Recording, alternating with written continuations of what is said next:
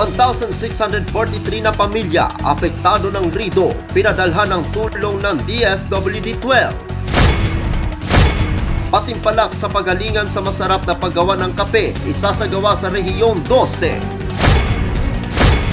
At PDDC, isa sa mga binida ni Mayor Lechoncito sa kanyang soka. Yan ang ulo ng mga balita sa pagbabalik ng Soxergen Headliners.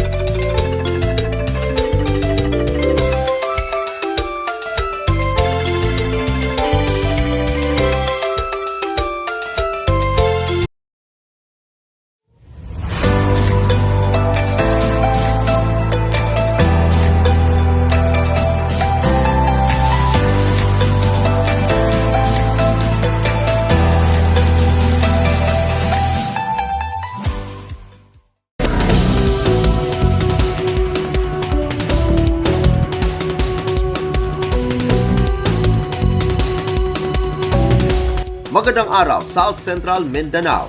Narito na ang mga pangunahing balita sa Soxergen Headliners ngayong Pebrero 21, taon 2024. 1,643 pamilya apektado ng rido na pinadalhan ng tulong ng DSWD-12. Narito ang ula. Katuwang ang Department of Social Welfare and Development o DSWD-12 na pinamumunuan ni Regional Director Loreto V. Cabaya. Ipinadama ni Governor Emilio J. Talino Mendoza bilang gobernador ng lalawigan ng Cotabato ang malasakit at pag-aalala sa mga pamilyang apektado ng rido sa bayan ng Carmel, lalawigan ng Cotabato. Sa pamamagitan ng isinagawang relief operation nitong ika-19 ng Pebrero taong kasalukuyan. Ang rido ay sigalot o away na kalimitang humahantong sa serye ng madugong paghihiganti ng mga sangkot na pamilya at mga kalapit na mga kakilala. Dahil sa pagkabahalang madamay sa nangyayaring rido sa kanilang komunidad, abot sa 1,643 na pamilya ang lumikas sa kanilang mga tahanan mula sa palanggalan at sitio gawasan ng Barangay Bintangan, Bayan ng Carmel. Sila ay kasalukuyang nanuluyan sa itinalagang evacuation centers kung saan 677 na pamilya ang temporaryong nanirahan sa Palanggalan Elementary School. Habang 649 na pamilya naman ang nanuluyan sa Palanggalan Covered Core at 277 naman ay nasa Gawasan Elementary School.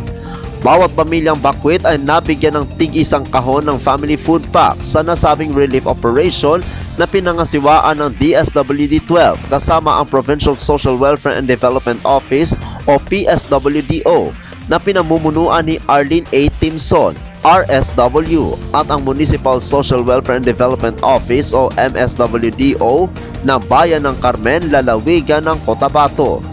Ang nasabing aktibidad ay bahagi ng direktiba ni Pangulong Ferdinand R. Marcos Jr. Kaagapay ang tanggapan ni DSWD Secretary Rex Gatchalian na bigyan ng kaukulang tulong ang mga pamilyang dumaranas ng krisis. Ako ang inyong kaibigang Apolinario Terdi Valencia para sa Soxergen Headliners. Patimpalak sa pagalingan sa masarap na paggawa ng kape, isasagawa sa Rehiyong 12. Narito ang ula. Tinatawagan ngayon ang mga producers at processors ng kape sa Rehiyong 12 para sa patimpalak ng pasarapan ng gumawa ng inuming kape. Sa naturang patimpalak, ang Robusta ay nasa major category at minor category naman ang Arabica.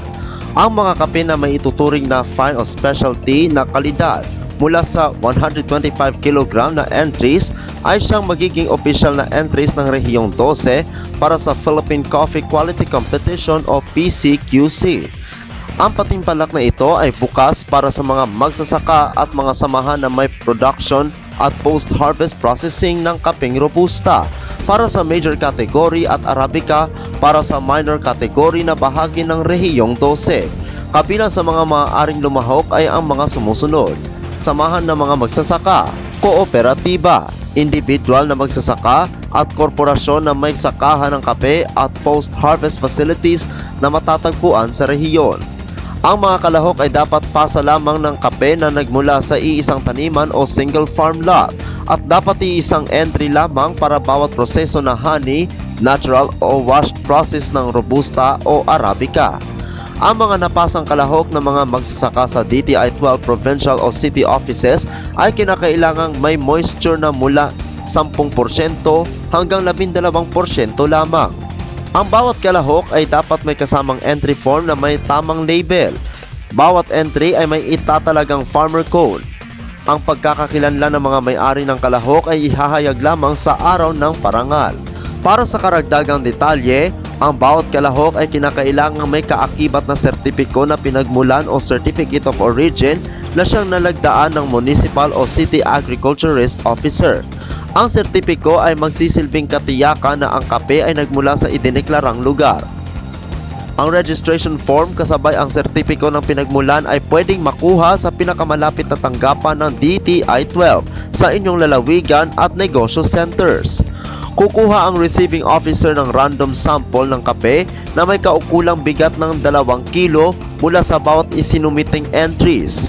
Ang mga ito ay susuriin ng mga Judge Q graders o mga hurado para sa Coffee Quality Competition Assessment.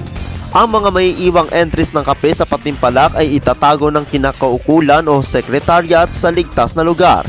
Ito ay sisilyuhan at ilalagay sa loob ng hermetic bags at jute sacks. Ang SCA Coffee Protocol ay gagamitin sa pagsusuri ng kalidad ng mga isinumiting kape gaya ng green bean grading, roasting at cupping na siyang magiging basihan ng mga lisensyadong Q graders at may kasanayang roasters. Ang mga sumusunod ay ang schedule ng patimpalak. Mula ika-18 hanggang 22 ng Marso taong kasalukuyan, ang panahon para sa pagpasa ng mga lalahok sa pinakamalapit na tanggapan ng DTI 12 sa mga lalawigan. Sa ika-25 hanggang 27 ng Marso taong kasalukuyan, ang panahon ng pagpasa ng mga kalahok sa SKSU Coffee Cupping Laboratory at pagtatakda ng code sa mga entries. Sa unang araw hanggang 4 ng Abril taong kasalukuyan, magaganap ang pagsusuri ng mga entries sa green bean grading, roasting at cupping. At ang pinakahihintay ng lahat sa ika-5 ng Abril taong kasalukuyan, malalaman ang mga nanalo na gaganapin sa The Farm at Carpenter Hill sa lungsod ng Coronadal.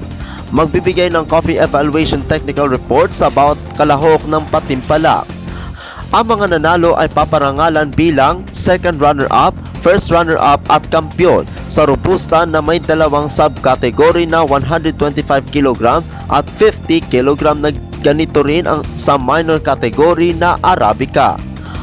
Ang industriya ng kape sa Rehiyong 12 ay umayabong na kasalukuyan na isa sa mga rehiyon ang may malaking ambag sa produksyon ng kape sa bansa at ang lalawigan ng Sultan Kudarat ngayon ay tinaguri ang coffee capital ng bansa. Ako ang inyong kaibigang Apolinario 30 Valencia para sa Soxurgen Headliners. Para sa uling balita, PDDC, isa sa mga binida ni Mayor Lechoncito sa kanyang soka. Narito ang ulat.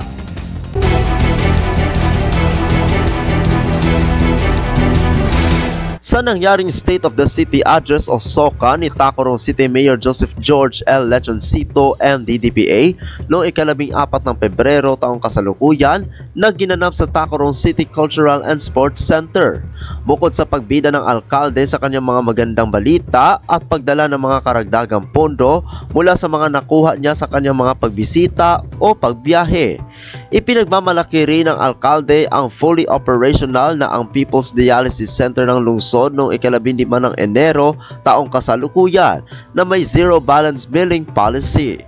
Ang dialysis center ng lungsod ay magbibigay ng free dialysis service sa naninirahan, lalo na yung nasa kawalan, at dahil na rin sa suporta na ibinigay ni na Senador Francis Tolentino at Senador Bongo na isakatuparan ang naturang proyekto. Mga kaibigan, abangan nyo po ang special na pag-uulat sa mga laman ng soka ng ating alkalde sa mga susunod na araw sa ating balitaan.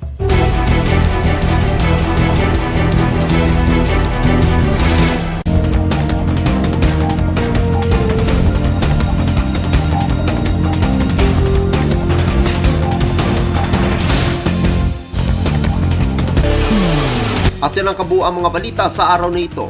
Mga balitang kailangan ninyong malaman, balitang walang kinakampihan, mga balitang totoo, mga balitang may dalang aral at inspirasyon. Ito ang Soxergen Headliners. Hanggang bukas, maraming salamat at magandang araw, kaibigan.